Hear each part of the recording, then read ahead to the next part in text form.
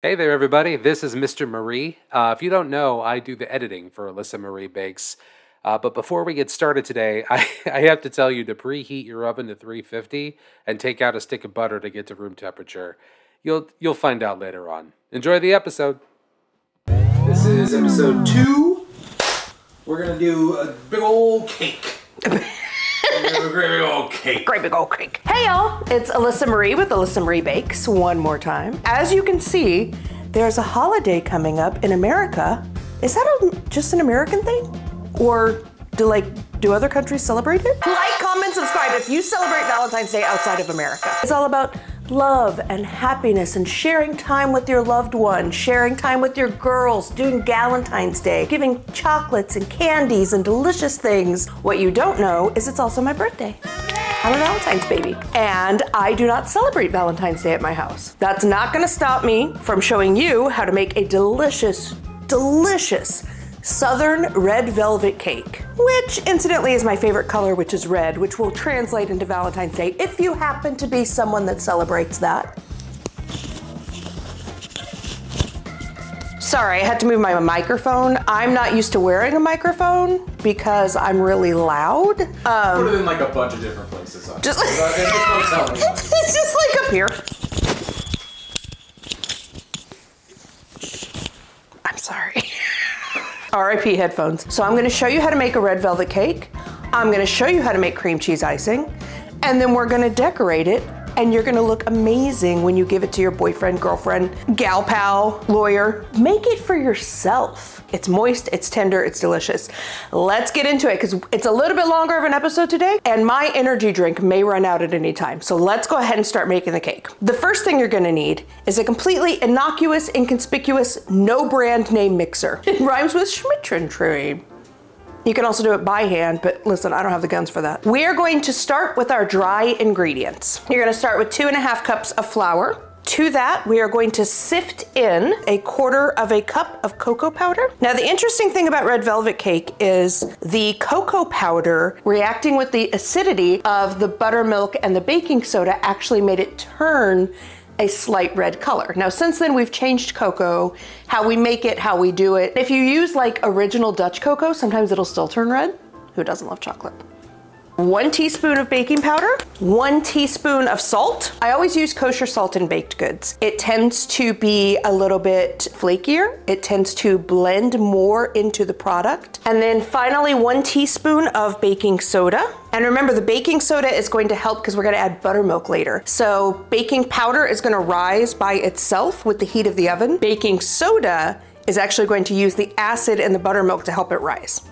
So this way we're getting kind of double action. So we are going to do this and I'm gonna strain it on through because you can't bake and not have your hands dirty, right? Also, I hate having my hands dirty. Sorry. Nope. So this mixture we just made with the flour, just set that aside while we do our liquid mixtures. Do you think you're unzipped? No. So we are back. I have stepped aside. I have fixed my wardrobe malfunction. I have fixed my wardrobe malfunction, and now my dress is fitting even better and I look even cuter. It's really convenient for me, and I hope for you, to think of these as mixtures. When you go to my blog and you read the recipe, it can seem kind of daunting, but think of it in mixtures. We're taking all of these ingredients, we're doing mixtures, and then we're just gonna mix them together and you've made a cake.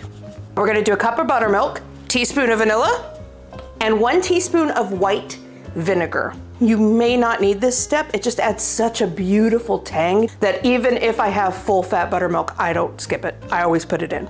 So 1 teaspoon of white vinegar. The last ingredient is something that I wanted to show you guys. Have you ever had red velvet cake? Like you've made it at home or somebody's made it for you and you taste it and it's absolutely delicious, but in your mind you're like, it's not quite that red velvet flavor like I get from bakeries that's delicious. That's because of this one single ingredient. We are going to add what is literally called red velvet bakery emulsion. This has got your red food coloring, as well as it's got kind of that tangy, and you'll notice that that's kind of a flavor we're going for with red velvet cake is we want that tang. So we're gonna do 1 tablespoon of bakery emulsion. Look at that. And once I've added it, I just take the tablespoon and mix it all up. Look at that color. And it has like almost a cream cheesy unctuousness to it. We don't often think of like umami or unctuousness with cakes or baked goods, but we should, because it kind of fills the mouth.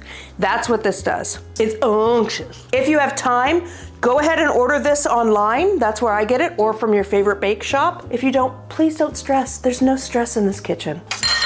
So we've made our buttermilk mixture and we are going to set it aside. We are going to take our handy mixer. I'm using the paddle attachment, and we are going to just take our mixing bowl, and in our I have to flip over the card because I don't have this recipe memorized. We're gonna do 1 stick of butter. You know what, here's the thing. I probably should have started with preheat your oven to 350 and get all this stuff out so it gets to room temperature. But I didn't do that, so we'll add it later. Take 1 stick of butter. Then you're going to add 1.5 cups of sugar. Easy peasy. Put this in your mixer. Again, use your hand mixer, use your hands, doesn't matter, as long as it gets creamed. We're gonna put this on medium speed and just let this become one mixture.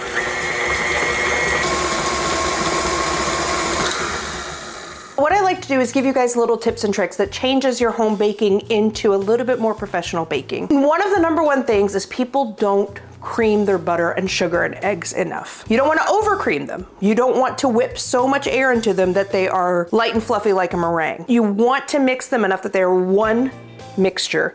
Nothing is super grainy. There's not egg pieces around. You're gonna have to wait a little bit longer than you think, but the end product is going to be perfect. If someone made a playlist that was just mixers mixing, that's what I would fall asleep to every night. It's like ASMR for people. Like, I could fall asleep to this. So we're gonna stop it at this texture, and we're gonna release the lid because we forgot to do that. Just do a little scrape, make sure nothing's missed, make sure nothing's at the bottom of the bowl, and we're going to start adding our eggs. Put it on stir, don't add your eggs when it's medium.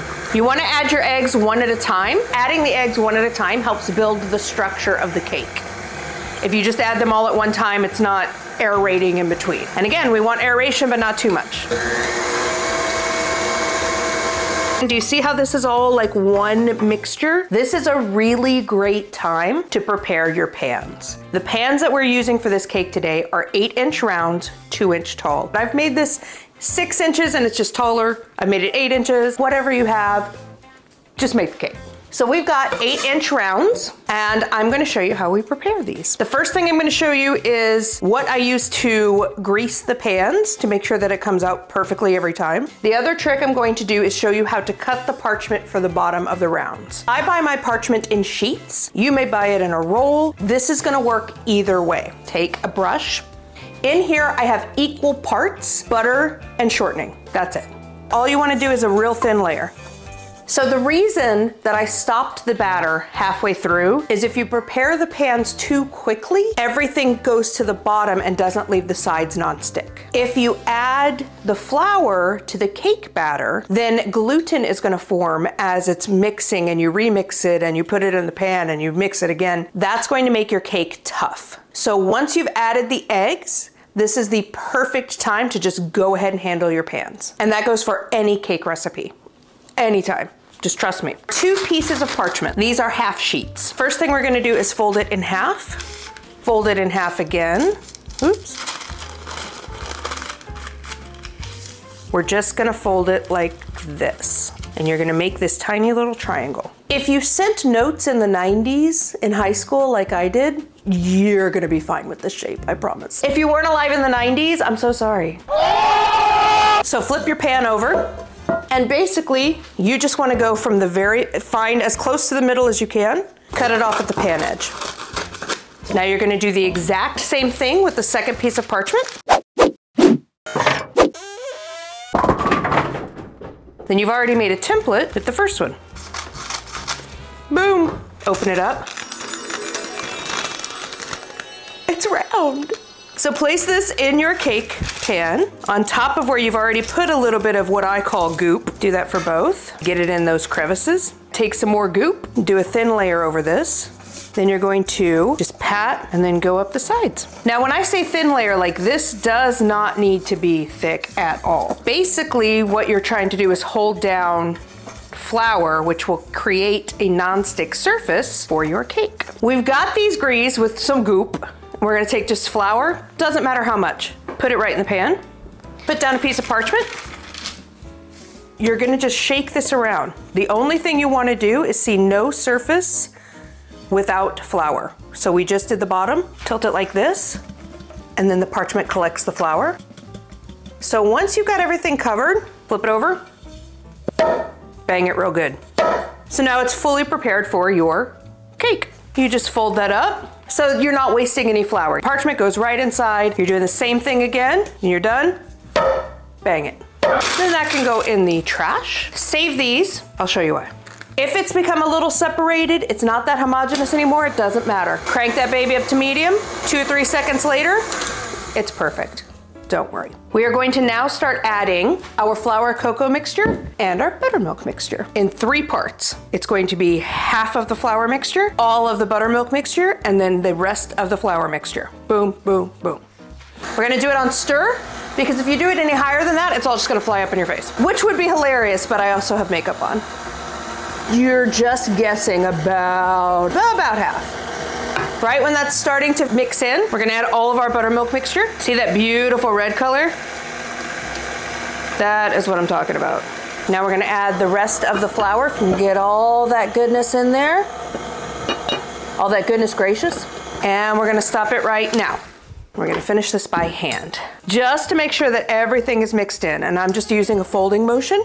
We're going to go around all the way to the bottom and basically just flip it over. All of this right here where the butter wasn't mixed in and all the flour is mixed in up here, that would make a terrible cake. Take the extra steps and just go ahead and mix it in by hand. It's not gonna take very long. Literally while I'm talking, we're almost finished. You just finished the batter of your red velvet cake, congratulations. And we've got our prepared pans. We are just going to eyeball it. The beautiful thing about icing a cake is you can fix a lot of issues. So we aren't gonna measure this out. We're just gonna eyeball till it's about half. Do a big old lump and just match it in the other one. See if you can get almost the same size.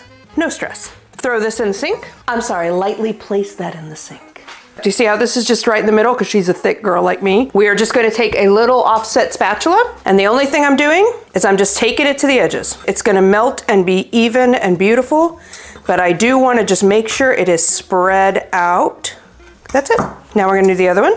Like I said, it's just get right in the middle. Don't scrape the bottom and take off that beautiful goo you worked on, but just level it out. Stop burping on camera, I'm gonna put it in. Please don't. I prefer to put cakes in the oven on a sheet pan. You're gonna hear people that say, no, don't do that. People that say, yes, you always have to do that. The only reason I do that is because it makes it easier to get in and out of the oven. This is a half sheet pan with a piece of parchment on it. I just popped 2 of these cakes on here and it just goes right in the oven. Again, we have the oven set to 350 if you recall. Flashback. Hey there everybody, this is Mr. Marie. If you don't know, in my oven it takes about 20 to 25 minutes for 8-inch rounds. And of course, depending on the size, may take a little longer, a little shorter. Just start checking it at about, I would say probably about 18 minutes. And what you're gonna go for is for a toothpick inserted in, comes out clean. That's all you're looking for. So I'm gonna pop these in the oven real quick and then we'll be back with baked cakes. Oh God.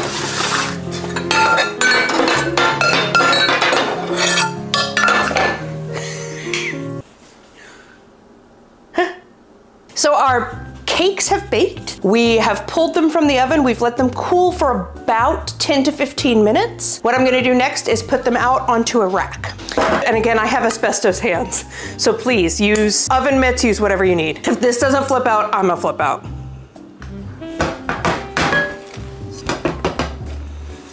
Ta-da! You're gonna peel the parchment off the bottom of these. Comes off super easy, as you can see.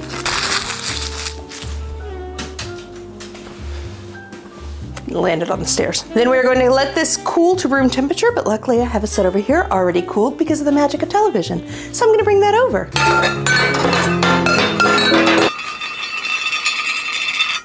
they are completely cool to the touch. There's no heat on these. And we're gonna make our cream cheese icing because, listen, if you're from the South, there's all kinds of icings. You've got 7-minute frosting, you've got all these that taste good. I am a tangy girl and I want cream cheese frosting. That's all I want. So that's what we're gonna make for my red velvet birthday cake. We have a mixer bowl. We're gonna put in a 1/2 cup, which is 1 stick, which is 1/4 pound of butter. I'm gonna grab a spatula. This is going to be super easy, super fast, similar to an American style buttercream. Then we are going to put in 16 ounces of cream cheese. Not the whipped cream cheese, you wanna get it in the block because the whipped cream cheese has air incorporated into it. So we're doing 16 ounces, which is 2 of those little blocks. Pop that on in, set your spatula aside. And we are going to use our whisk attachment. Put it on medium until the butter and the cream cheese are incorporated. It's starting to get a little fluffy, but it's completely mixed. You can't really tell what's butter and what's cream cheese anymore. You're at the perfect spot. Every baked good I make, I add some sort of salt. Just kind of do a pinch, literally just a pinch of salt.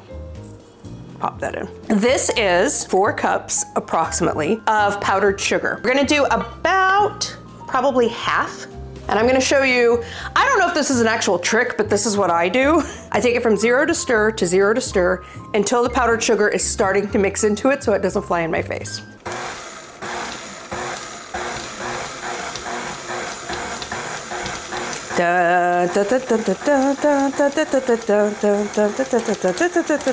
It's like revving your pickup.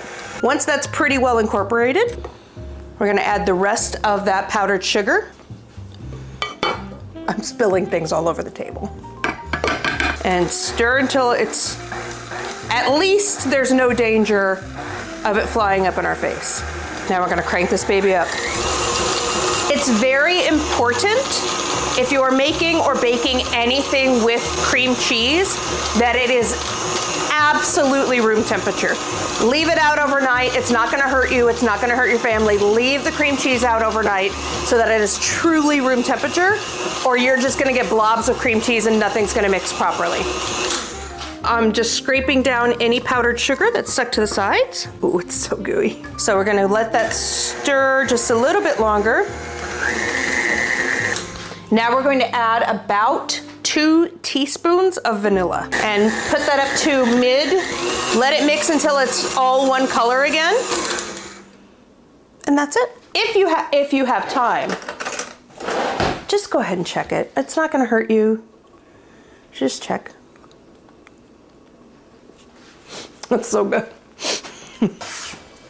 Just gonna throw this on the floor. Like a fancy restaurant with peanut shells. So you've made your cream cheese icing. You've made your red velvet cake. I could spend, I don't know, another 20, 30 minutes showing you how to beautifully do a crumb coat and ice your cake. That's not what I'm here for. I'm gonna show you how to make a really delicious cake that looks super cute. If you really wanna know how to do beautiful crumb coating, I'll do a second video, let me know. What I will tell you is that this cream cheese icing does not pipe well, but I do have a pipeable cream cheese icing that I use all the time. That's gonna be on my blog. What I'm gonna do right now is to show you how to quick ice a beautiful cake. We have got this.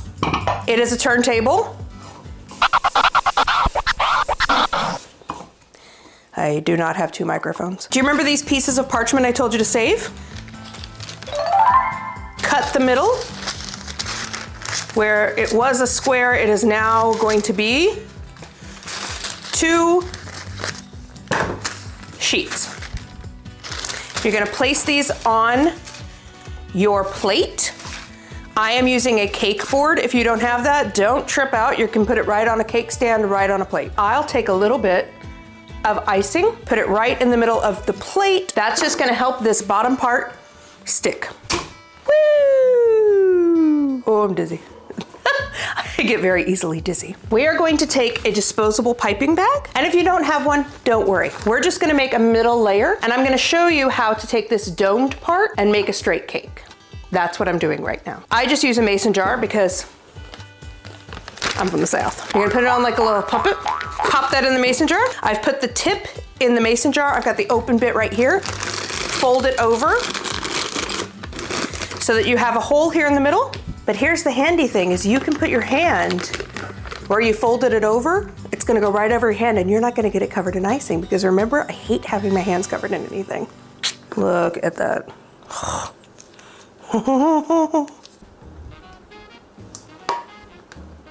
Fold this part back up. See how clean that is? Hold it with one hand, squeeze it down as far as you can go. Flip it upside down. It doesn't really matter how much of a tip that you make. Just keep track of this so it doesn't go in the cake. We're gonna squeeze it all the way down. And what you're gonna do is you're literally going to make a barrier. I'm not even turning that. The icing is making that happen. So you got a little barrier here. I'm gonna go ahead and do one more. At this point, you can fill this hole with anything you want. Strawberry preserves, blackberry preserves, red currant, whatever you like. I'm gonna fill it with cream cheese icing because I just love cream cheese icing. I'm just gonna start in the middle and just empty my piping bag. However it comes out, doesn't matter. We're gonna even it out with the spatula.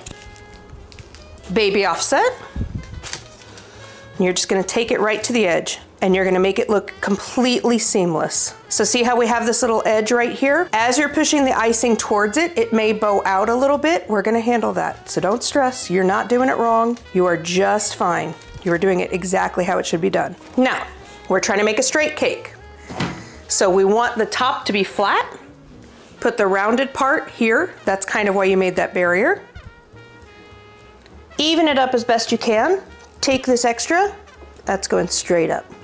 You're already making and icing a beautiful cake. And you didn't think you could do it. You thought, I'm gonna make a cake for my wife's birthday, and then you actually are. The next thing we're going to do is just plop that on top. Just kind of plop some on top. There's no measurements in this. When your heart says stop, stop.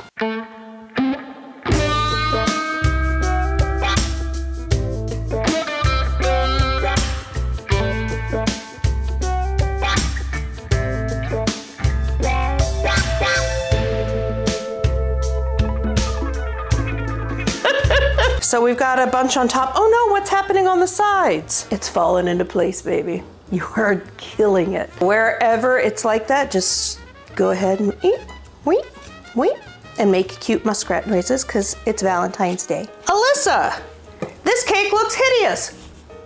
It's a work in progress. You have all this icing left. We're gonna fix it, baby. Just take some icing. Oh, there we go. That's starting to look like something. We are gonna go around. At this point, if you did wanna put a really thin coat of icing on it and put it in the fridge for about 2 hours, this icing will set up and you can do a second layer of icing that will be beautiful and crumb-free. I'm just more focused on getting this in my tummy. Besides, this is the way our parents iced cakes. They didn't know what a crumb coat was. They just knew they were making something delicious that you were gonna come and sit at their little table and drink out of their juice jars. Right now, all I'm doing is I'm just doing this to kind of even it up. If I'm seeing any big holes, this is gonna help. I'm going to take the bottom part of the spatula, just go around. That's just gonna give it a little bit of an end finish. What I'm gonna do next is what I like to do. It's my swirl. You literally just go in the middle and you turn it and you just do a little swirl. This is what my husband and I had on our wedding cake, was this little swirl. Final step, you know what, let's do the big spatula this time. Take the big spatula, put it at an angle, and just slowly do this. It's going to redistribute any areas that may have too much, may have too little. It's gonna give you that firm finish. See where we have a hole right here? Oh, a little extra icing on there. That's it. And you guys, look at this cake. Look at how beautiful that is. Final step. I think I've said final step 6 times, but I promise you this is the last thing we're doing before eating it. So you know how we have the parchment right here? The best thing to do is to let it chill, get completely cold. This will slide right out. But because I am impatient and I am dying to eat this because I have been working on it all day, I'm gonna do it while the icing is wet. So I've got my spatula here to prevent the icing from coming out. Look at that. Ah. Then this one is on top. And that's the thing, you wanna look for whatever one is on top. And we are just going to slide that right out. Let's do it on this side. And we have the spatula ready in case you want to do something like just finish up those edges. You just made a cake. I have icing all over my dress. I think it's on my boob. We have icing boob. Icing boob! Icing boob. I know as much, if not more, than any of you, how much imposter syndrome sets in when you start baking a cake.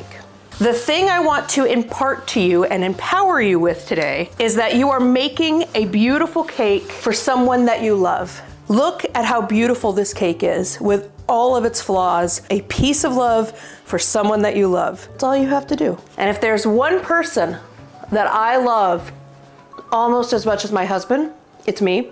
So I've made this cake for me. Happy birthday to me. Happy Valentine's Day to you. Happy Galentine's Day. Happy February. Only thing left to do is the best thing to do. Let's try it. Oh, look how that knife just slides right through. Look at this. Oh, no effort. That is amazing.